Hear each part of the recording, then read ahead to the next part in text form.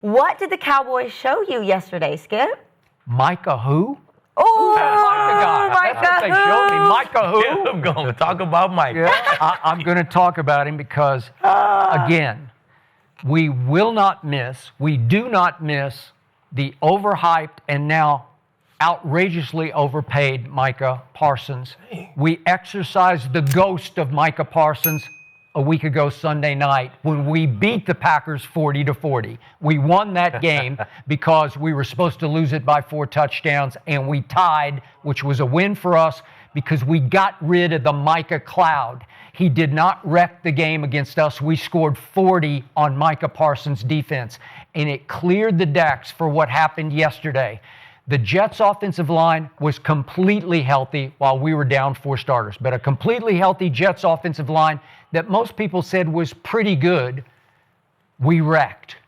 I finally saw the pass rush I've been telling you guys is there, and I couldn't figure out what was wrong with it, but I saw explosion from James Houston because he can explode off the edge. He's got nasty wiggle to him off the edge, and we saw it early in his career in Detroit, and then I don't know what happened, but he's back. And he had a sack and a half. We had 5 sacks, but we had 14 quarterback hits because Dante Fowler came back to life. He led the Commanders last year with 10.5 sacks, and yesterday he was all over poor Justin Fields and had 5 hits on the quarterback. And Ezra Ruaka, he just turned 22 years of age. He's got explosiveness coming off the edge. I loved him at BC, and I loved it when we stole him in the second round, and he's just getting his pro legs underneath him. And we got from Sam Williams, we finally got a sack, and he lined up the way Micah used to and just blew up the middle and blew up the pocket. These were blow-up-the-pocket sacks. They weren't Micah classic chase-down ankle tackle from behind sacks. We were exploding their pass protection consistently, which we are capable of doing. And don't let us get DeMarvion Overshown back because he's close to coming back. He's another game wrecker at linebacker that will take us to another level. And then I don't know if you guys noticed, but Shamar James had to play yesterday because Jack Sanborn, who you and I don't care for, I know he's a heady player. He just has no body. He has no talent to me. But he came with Eberflus from Chicago, and he got, God bless him, knock on wood for him, he got concussed in the first quarter, and they had to throw in their 5th-round rookie, Shamar James. He's an athlete. He's explosive. He had 15 tackles in 3 quarters yesterday. You can say it's because they were running through the middle of the line, but he was all over the field yesterday. And then to your point about Dak, obviously he's playing at an MVP level. I did not love the way he played at Chicago, so I can't put him above Baker right now, and you can, but I don't. But when you're down 4 starting linemen and you're down 2 really good receivers, and obviously CD and Turpin, and you turn Ryan Flournoy into CD Lamb, then that's MVP quality stuff. And that's what happened yesterday. And Javonte Williams continues to be a revelation because he has impact. He runs the ball with authority where he's making people play him, where you have to respect him or he will hurt you. So we haven't had that for God knows since Zeke's rookie year. We haven't had that. And the whole thing added up to, it's why Jerry flipped off the fans at the end of the game. He's flipping off. He's grinning when he's doing it. But the Jets fans are on him. He's feeling himself because he saw potential yesterday. He saw a team that can go win at Carolina and can come home and play the hell out of Washington because they always do and they will. So if we could pull off 3 in a row, we might be causing some trouble for the NFC East before this year is over. Ooh, I like it. I love what the Cowboys went out and did. I'm not going to talk about Parsons because he don't play for the Cowboys no more, Skip. Okay.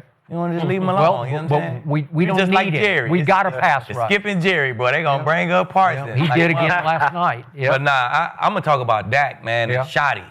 Now, Shoddy, man, he's doing a great job neutralizing that rush. If we down on the offensive line, then the coach got to do something to neutralize this rush. All these jets he running. It's like, y'all want to rush our field? I give you a jet real quick. You would slow that fucking rush down with some ghost jets and even to Ryan Flournoy. Exactly. He ran it twice. Exactly. Even whoever, it don't matter. If he coming full speed and I give him a jet, that's going to slow them edges down. You know what I'm saying? I watched Allen High School do that shit. We played against Cedar Hill, and that was supposed to be the best D-line in Texas. I don't think nobody on their D-line had a tackle because Coach Wigg did a great job just neutralizing that rush. Yeah, and they run jet action constantly where they fake it. Give it. Like, you don't know what's going on, but you're going to neutralize that rush with it. And also, the screens, bro, he throwing screens in the red zone. The play calling from Shotty is impeccable right now, man. And Dak is executing crazy. So, I mean, I saw a super explosive offense from the Cowboys, but we've seen that all year. So, I wasn't surprised they went and gave the Jets 35 or 37 or whatever they scored. I wasn't surprised by that. But I also wasn't surprised that the Jets had 400 yards, what they had. Yeah. They had 378 yards. 150 rushing and 100 to 200 and whatever passing. So, I mean, they was great on third down. So, I love what the Cowboys are doing on offense. But that damn defense, we played the Jets. They can't throw the ball, so they only scored 20-something. That's the only reason I say they're not going to make the playoffs, man. But okay, one other quick point before you go. We have been all over them for Eberflus's zone defense, which I couldn't figure out. He let them play man, and Trevon Diggs talked after the game about it. I just felt more comfortable because he and Bland were taking people and actually doing what they do instead of drifting back into some zone that they never looked right playing it. And they look better. I think they look better mixing in that man, but they also got a bunch of them sacks when they dropped in cover two, and Justin held the ball, and that rush got there too. So it's just got to be a nice little mix. You know what I'm saying? So I don't know, man. You might beat the Panthers, and you might split with Washington, but you're not gonna beat these good teams playing defense like that, giving up 300, 400, damn near 400 yards to the Jets. No, but it looked not better. Not gonna win big games. You got to admit, it just looked better. It did look better, and I mean, I'm gonna give. I told you at the beginning, I give them 8 wins. They're gonna be 8-9 team. That's gonna be middle of the pack, and they're gonna have a lot. They're gonna have a great off season. They're gonna be able to feed off this. Shotty gonna have even more stuff in their bag for next year, and they're gonna do their thing. But that defense, man, hey, maybe Rex. Nah, we don't want Rex to come. We don't want Rex to come off that desk running that old school ass shit. He be running that. You can't do that shit no more, Rex. It worked for a while. Yeah, it won't work in today's game. All that damn zero coverage. You'll be out of there. But they need a real D coordinator to come in and use all this talent that they got. They got talent. Get some confidence in there and get a scheme that those guys believe in. Man, that defense can be dangerous, but they need somebody to bring it all together. Yeah, I mean, what did the Cowboys show me? Resilience, backup offensive lineman. When you got to replace one guy, two guys, the play from the starters to the second team to the third team in the NFL, it drops off a cliff. Huge. You have backups going and you have no idea what you're going to get out of them. You're missing 4 starting offensive linemen. Dak goes out there, puts up 237 yards through the air, 4 touchdowns, no turnovers. And then let's talk about the run game. Javonte Williams, 135 yards. Yeah, 166-yarder, but one rushing TD, 1 receiving TD. I mean, that's on the big man up front. Dak is balling. The Schottenheimer calling really good plays. I mean, they look sound, but they're setting them up for success. When you have backup offensive linemen in there, you don't know.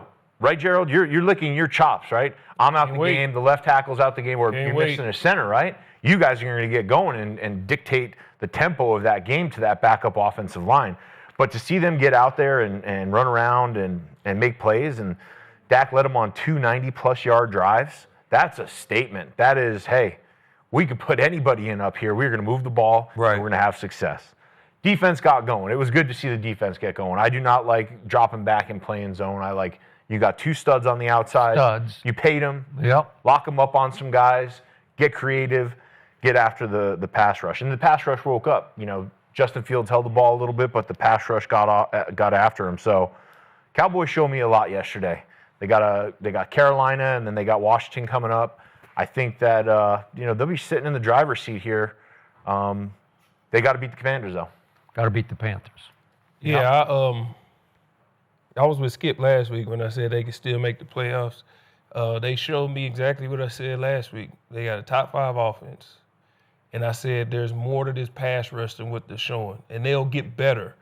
I said, DeRon Bland and Trevon Diggs will get better.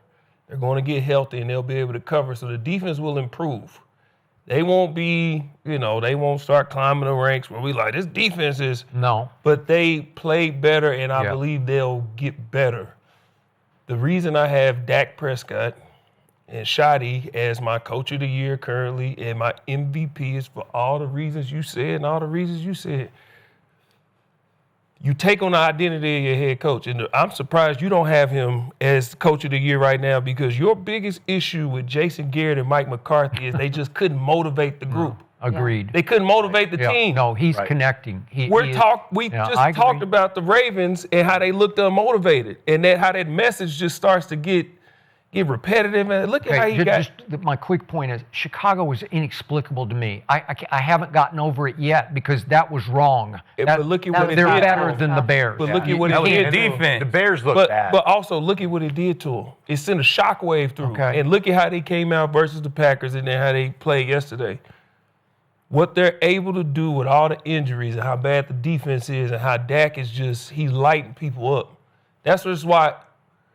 Do I believe he's playing better than Baker and all that? No, I think Baker's playing better. He is. But what he has to deal with, what Shotty has to deal with, and what they're still able to do is just right now. This thing will change by midseason and further. I'm not saying they're going to win it. Just where we sit right now. I just believe that Dak is the MVP with what he's had to work with. And then Shotty's the coach of the year with what he had to work. You know who I got right after that? Baker Mayfield and Todd Bowles. This is, you know what I'm saying? Like, they're close too, but they just, what I said last week, I believe they have enough to make the playoffs. The defense will get better, but they can't lose the Chicagos. And I'm with Keeb. Their defense, man, but the rush is better than it is, and they'll improve. So, I don't take a lot from this, but it looks better. So their former running back, Rico Dowdle, went off yesterday in Carolina. He was the backup and got thrown into the fire and went crazy, went over 200 yards. And he said after the game, and I quote, "I'm a violent runner. I'm looking forward to getting to the second level against them," Dallas. They've just got to buckle up. Okay, so he's basically calling them out, and I want to thank Rico Dowdle publicly for saying that because that's all we needed to get ready for a game that we will win at Carolina, even against him, because we're better than that. And he's going to see a front featuring Kenny Clark and Odigizua that is respectable, and he's not going to get 200 and whatever yards it was against the Dallas Cowboys. So I'm just thanking him publicly. Yeah, Shotty, he rallying the troops right now. Just gotta keep it going. Well, we'll find out this weekend. I do want to talk about Dylan Gabriel. I know the arena won.